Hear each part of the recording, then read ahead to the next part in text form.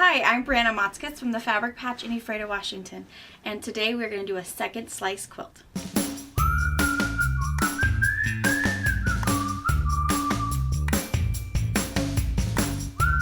My daughter and I have owned and operated a busy quilt shop in Washington State for over 20 years. We have a retreat center, an active YouTube channel, and a large pattern line featuring our creations. My two sons work on machines. One daughter-in-law is our videographer and the other is a long-arm quilter. We are a family that love each other, we laugh together, and every once in a while we get some work done. We have a crew that are saints for their efforts at keeping us on track. Thanks for joining us on our wild ride.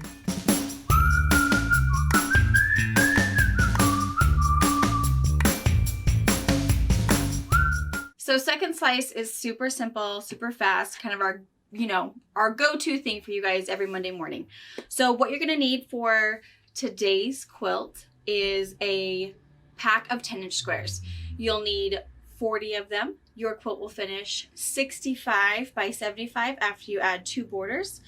We have a couple kits. So the quilt behind me is made up of this fun pre-cut strip pack. So we have what we call fabric patch design rolls that are 11-inch strips, so that you can cut them into 10-inch squares, 5-inch squares, 2.5-inch strips, kind of whatever your heart desires for whatever project you're using. In this case, we are cutting all of these into 10-inch squares. We also put together a traditional colorway.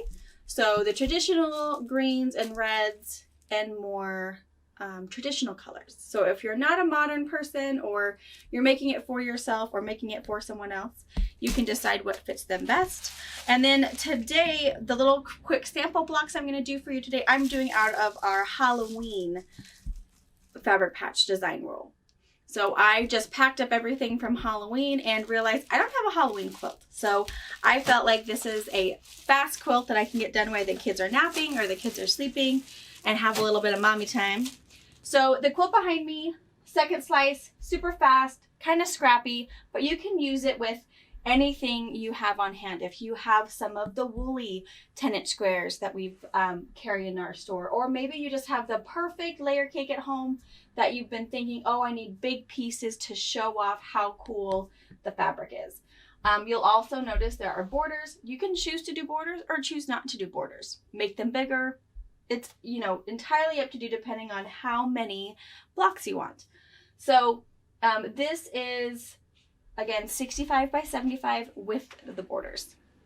So what you're going to do is you're going to start with your 10-inch squares. All of your 10-inch squares, if you're cutting your own, be sure to stack them all right side up.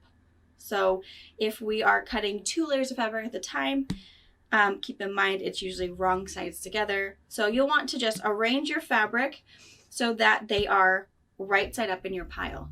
You have to have at least 3 squares in your pile. So we're going to cut a few at a time because we're going to do a fun shuffle technique. Just like I did at the Crazy Stars video a couple weeks ago. I think it was in, June or July. So a couple months ago. We're going to do another kind of shuffle and stack.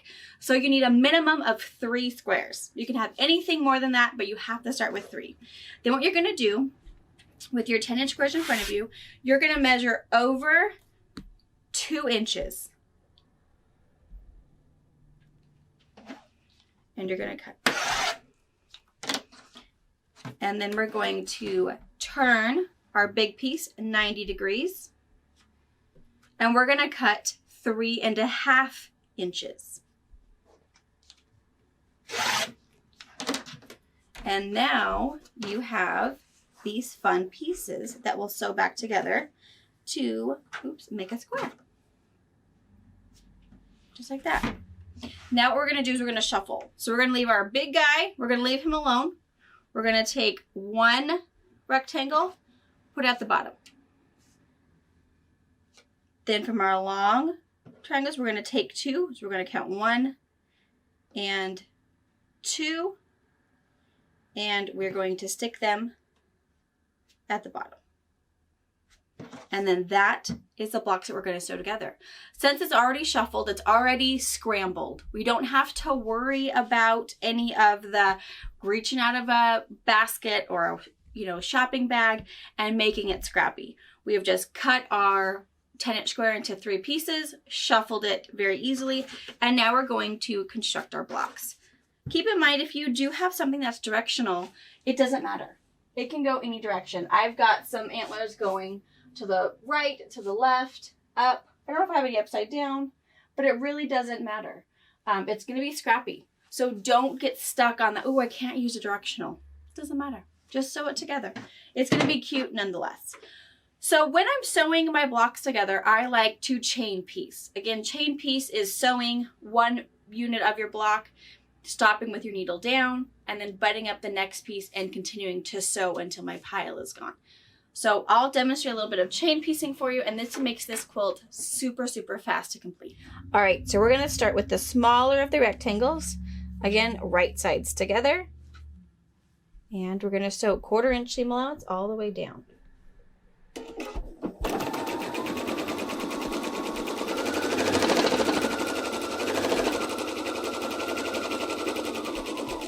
And then I've sewn off the edge of my fabric. My needle's in the down position, and I'm gonna take the next piece. Right sides together. My 2 pieces. And just butt that right up there to my needle.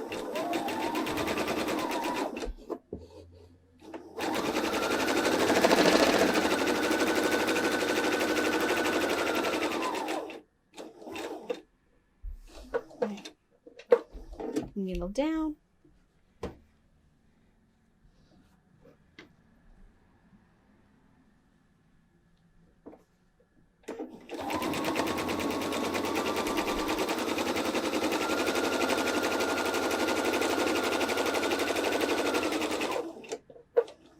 All right, and you're going to continue to do that until this stack is gone. And you'll notice they'll just stay attached by this tiny little strand of thread, so they're not going to disappear on you. All right, so all of my stack has been sewn. Now what I'm going to do is I'm going to take our little blade saver. You guys might have seen this in one of our box opening. I have a old 45mm rotary cutter tucked in there, and I am going, instead of using my little thread snips to cut these little joints here from my chain stitching, I'm just going to go boop, and I'm going to stack them the same way they come off my sewing machine. Then they will be restacked in the order they started with.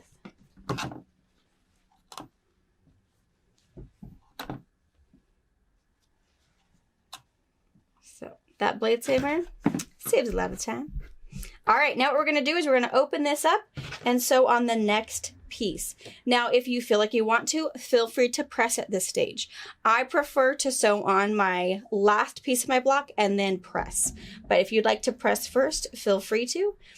Otherwise, your next step, you're going to go, I'll do it this way so you guys can see right here, right sides together. You will notice that this piece is longer because we now have a seam allowance in here. That's okay. Once our blocks are all pressed, we're going to trim our blocks down.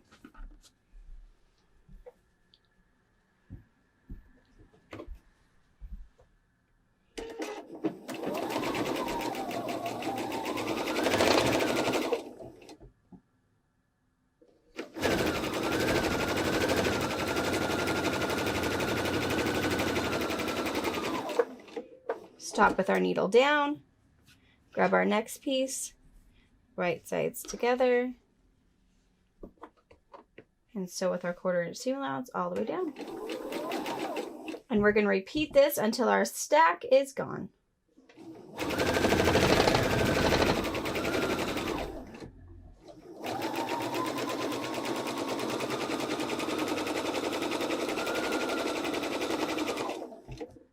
All right, so we have the next step all sewn. I'm going to use my little blade saver, cut these apart.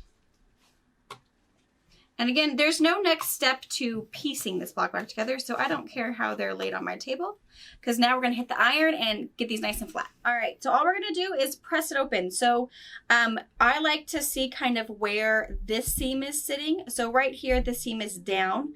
And so I just ensure that I press it that way. Otherwise, you're going to have this weird little puckery, kind of weird thing when you're sewing it. It's really not going to matter. After it's quilted, you'll never notice you have a weird twist in your pressing, but I just kind of make sure it's pressed in the same way that it's sewn. So I happen to know that one's pressed down. We're going to press that one down. And then this last one, I'm going to set that seam. And again, the iron, a heavy iron does all the work. You're just going to rock that over, get it nice and flat. I'm going to hit it with, I have Best Press in my mister here, and give it a nice crisp press. We're going to press all of these real nice, and then we're going to trim them down just a little bit.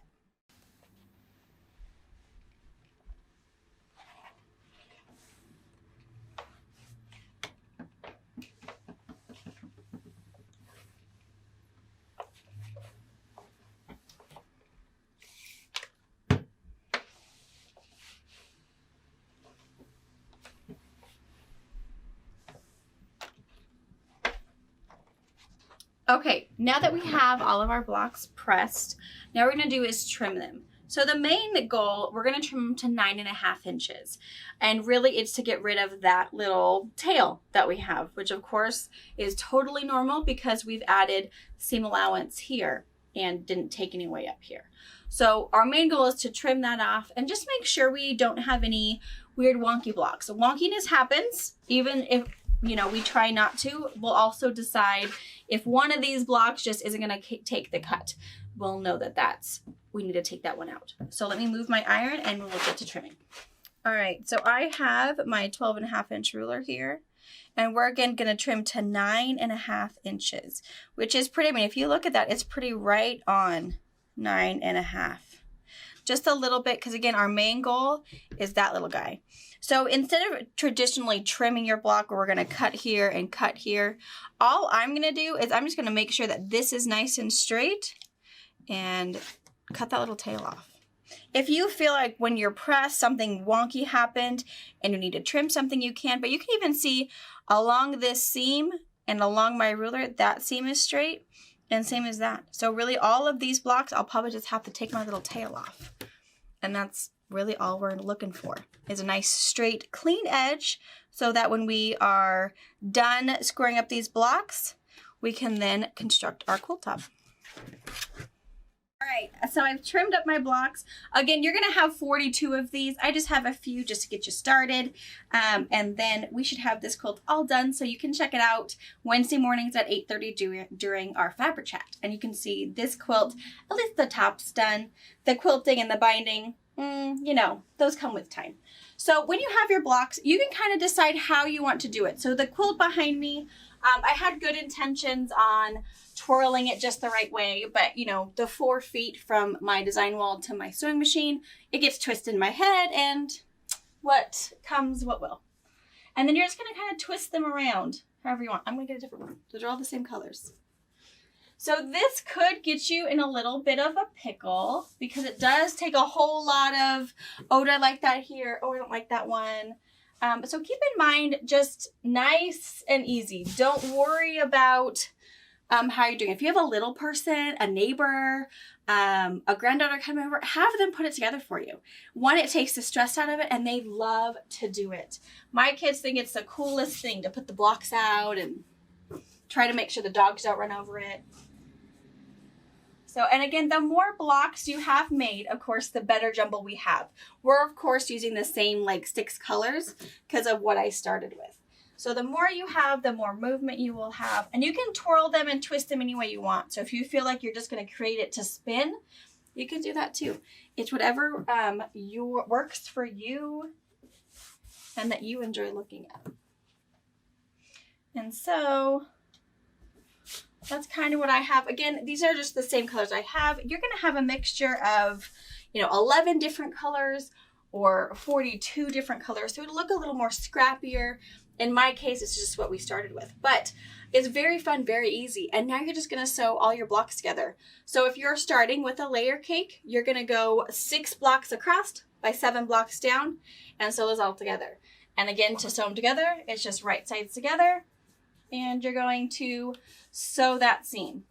Open that up, do block 3, sew that seam, and just keep it all the way down until you have your first row all sewn together. Do the same thing for row 2, row 3, row 4, and so on. And then you'll take row 1 and attach right sides together, nestling those intersections, and sew those together. So again, you can decide to choose to put on a border, no border, it doesn't matter. So I cut this guy, my white border, he is cut 2 inches. So you'll need a half a yard of your first border. My second border, I cut 3.5 inches, and you'll need 3/4 of a yard for your second border. And again, it'll make it 65 by 75, 4 yards of backing of regular 42 width, or you could use, if your local store has 90-inch wide minky, you could also do minky, or take those borders off, and any 60-inch wide minky will work for you. So I hope you make this quilt. I hope you enjoy this quilt. Again, sew along with a buddy, whether it's just a girlfriend that you're going to be on FaceTime with sewing together, or you're sewing with a little person in your life. You both can do this. It'll also help you practice your cutting skills, because again, we're trimming our blocks in the end. So if weird things happen and a majority of your blocks are smaller than 9.5, great. Trim them down to whatever works best for you. You will still get the same beautiful outcome. Your quilt just might be a little smaller. Thank you for watching our video. We invite you to leave a comment, hit the like button, or better yet, subscribe to our channel so you never miss an episode. You can also visit our Instagram, Twitter, Facebook, or Pinterest pages, or find all of those things and our online store at fabricpatch.net.